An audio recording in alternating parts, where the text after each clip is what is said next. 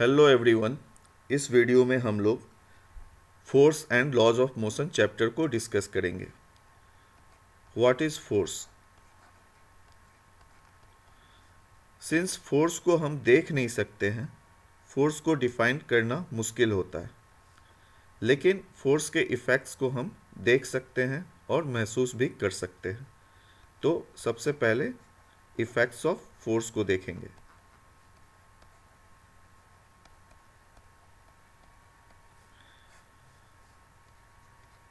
अगर कोई बॉडी रुकी हुई है, स्टेशनरी बॉडी है, तो उस पर फोर्स लगाकर उसको मोशन में ला सकते हैं। मतलब move force can move a body, force can move a stationary body।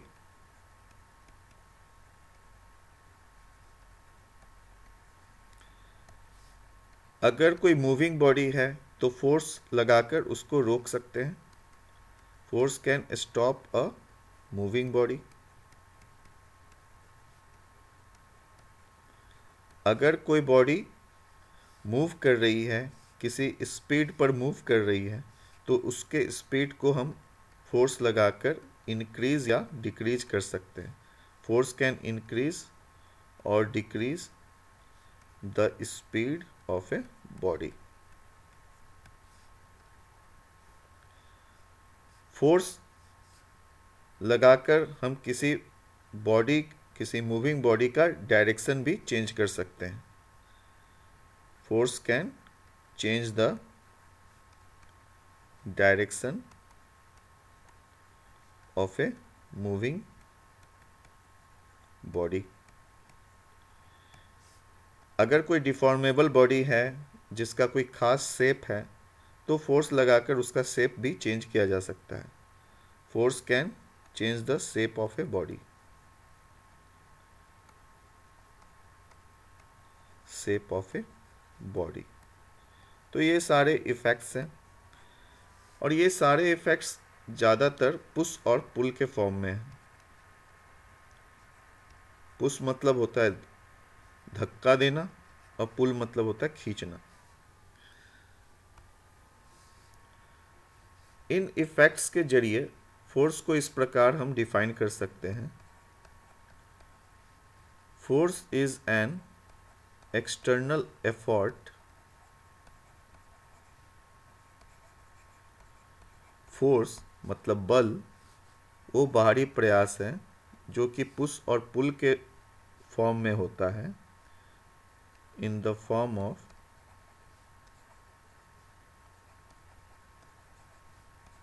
Push and pull, push और पुल, which changes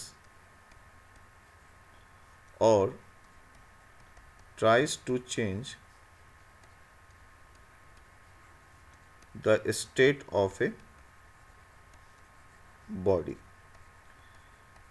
जो कि किसी बॉडी की अवस्था को चेंज करता है या चेंज करने की कोशिश करता है। यहाँ अवस्था का तात्पर्य हो गया विराम की अवस्था, मतलब स्टेट ऑफ रेस्ट।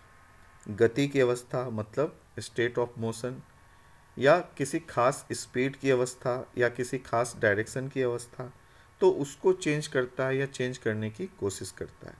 फोर्स की एसआई यूनिट होती है न्यूटन। न्यूटन। फोर्स एक वेक्टर क्वांटिटी है, मतलब फोर्स को डिफाइन करने के लिए मैग्नीट्यूड और डायरेक्शन दोनों बतलाना पड़ता है। किसी वेक्टर क्वांटिटी को हम एरो से रिप्रेजेंट कर सकते हैं, और एरो का जो लेंथ होता है वो उस वेक्टर का मैग्नीट्यूड होता है, और एरो जिस तरफ पॉइंटेड होता है, जिस तरफ उसका हेड पॉइंटेड होता है, वो डायरेक्शन बताता है। What is resultant force? Resultant force या नेट फोर्स। सपोज किसी बॉडी पर एक से ज़्यादा फोर्स लग रहे हैं, F1, F2, F3, तो जो रिजल्टेंट फोर्स होता है नेट फोर्स या रिजल्टेंट फोर्स होता है वो इन सभी फोर्स का वेक्टर सम होता है। इनके ऊपर जो हम एरो बना रहे हैं वो ये बता रहा है कि ये जो फोर्स है वेक्टर क्वांटिटी है और इनका जो सम है वो वेक्टर सम है। ये नॉर्मल एडिशन नहीं है, ये वेक्टर एडिशन है। इसमें डायरेक्शन इंक्लूड है, इस एडिशन में डायरेक्शन इन्वॉल्व होता है। Now what is balance force? जब किसी बॉडी पर एक से ज़्यादा फोर्स लग रहे हैं और इनका अगर नेट फोर्स 0 आता है तो ऐसे केस में बोलेंगे कि ये सारे फोर्स बैलेंस है।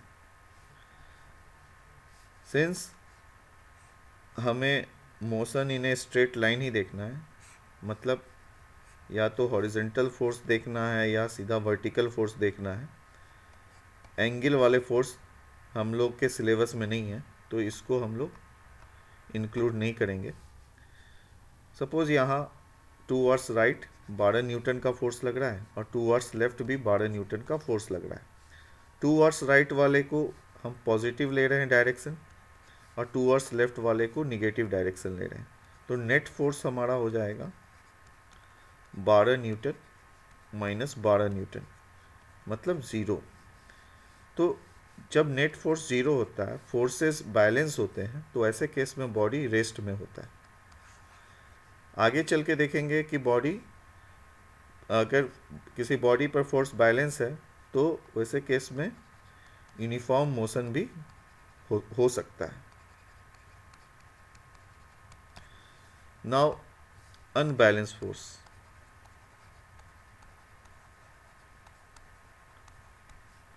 जैसे हम लोगों ने देखा बैलेंस फोर्स जिसमें नेट फोर्स 0 था, तो अनबैलेंस फोर्स के केस में नेट फोर्स 0 नहीं होता है।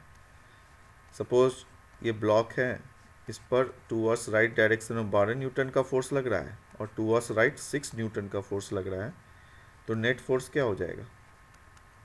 प्लस 12 न्यूटन माइनस 6 न्यूटन मतलब प्लस 6 न्यूटन। मतलब इस पर जो नेट फोर्स लग रहा है 6 न्यूटन का टूवर्ड्स राइट डायरेक्शन में लग रहा है, मतलब ये ब्लॉक टूवर्ड्स राइट 6 न्यूटन के फोर्स के साथ मूव करेगा, मतलब ब्लॉक क्या है? मोशन में है। तो अनबैलेंस फोर्स के केस में बॉडी क्या होता है? मोशन में रहता है। नाउ कुछ फोर्स को देख लेते हैं, कुछ टाइप्स ऑफ फोर्स को देख लेते हैं। जब भी किसी बॉडी पर फोर्स लगता है तो उस बॉडी के साथ साथ एक और बॉडी होता है जो उस पर फोर्स लगाता है, मतलब फोर्स डुअल इन नेचर होता है। इसमें दो सिस्टम इन्वॉल्व होता है, एक वो जिस पर फोर्स लग रहा है और एक वो जो फोर्स लगा रहा है। अगर इन दोनों बॉडी के बीच कोई फिजिकल कांटेक्ट नहीं है फोर्स लगाने वक्त, तो उसको बोलेंगे नॉन कांटेक्ट फोर्स। अगर इन दोनों के बीच फिजिकल कांटेक्ट है फोर्स लगाने वक्त, तो उनको बोलेंगे कांटेक्ट फोर्स। तो कुछ कांटेक्ट फोर्स पहले देख लेते हैं।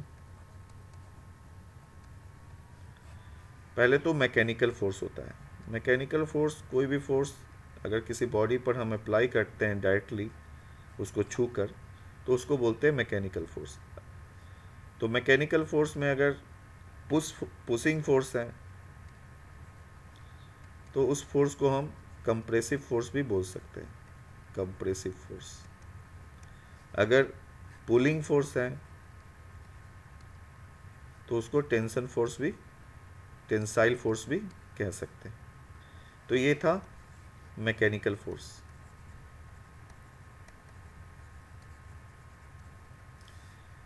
नेक्स्ट है फ्रिक्शन।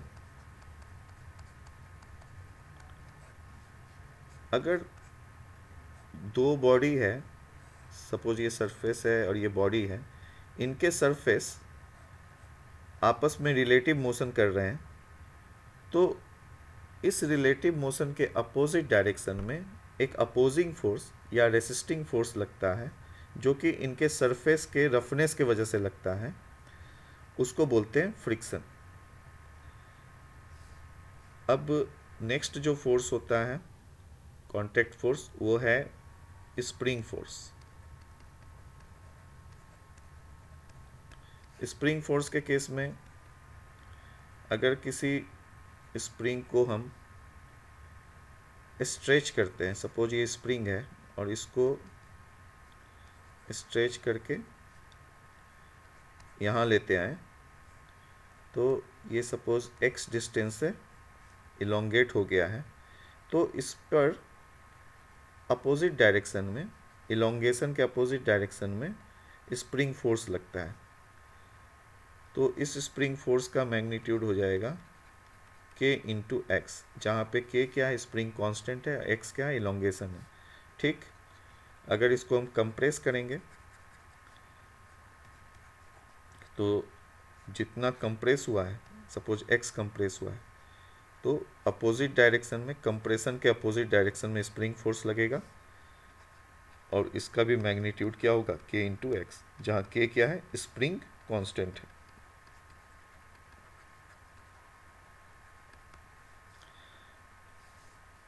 एक फोर्स होता है टेंशन फोर्स।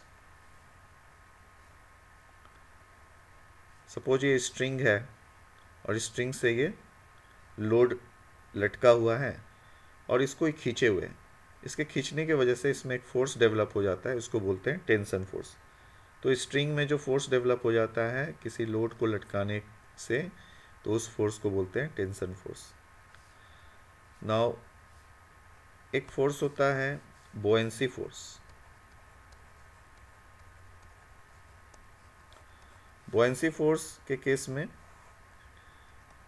लिक्विड या गैस में अगर कोई सॉलिड को सबमर्ज करते हैं, तो उस सॉलिड पर नीचे से एक अप थ्रस्ट फोर्स लगता है। एक अप थ्रस्ट लगता है मतलब नीचे से वर्टिकल डायरेक्शन में एक अप थ्रस्ट लगता है, मतलब वर्टिकल फोर्स लगता है, उसको बोलते हैं बोयेंसी फोर्स। और ये फोर्स नीचे वाला जो लिक्विड है इस बॉडी पर लगाता है। इसको भी हम लोग आगे के चैप्टर में देखेंगे। एक होता है विस्कोसिटी। किसी सरफेस पर अगर फ्लूइड फ्लो हो रहा है तो वो सरफेस अपने इमीडिएट फ्लूइड के लेयर पर एक रेसिस्टिंग फोर्स, एक अपोजिट डायरेक्शन में फोर्स लगाता है जो फ्लो को अपोज करता है, और वो वाला जो लेयर है अपने अगले वाले लेयर को अपोजिट डायरेक्शन में फोर्स लगाता है। इसी तरह ये वाला लेयर अपने अगले वाले लेयर पर अपोजिट डायरेक्शन में फोर्स लगाएगा। तो ये जो फ्लो को जो रेसिस्ट करता है फोर्स, उसी को बोलते हैं विस्कोसिटी, मतलब विस्कस फोर्स बोलते हैं, और इस फिनोमेना को विस्कोसिटी बोलते हैं। ये सारे थे कांटेक्ट फोर्स। एक और कांटेक्ट फोर्स है नॉर्मल रिएक्शन।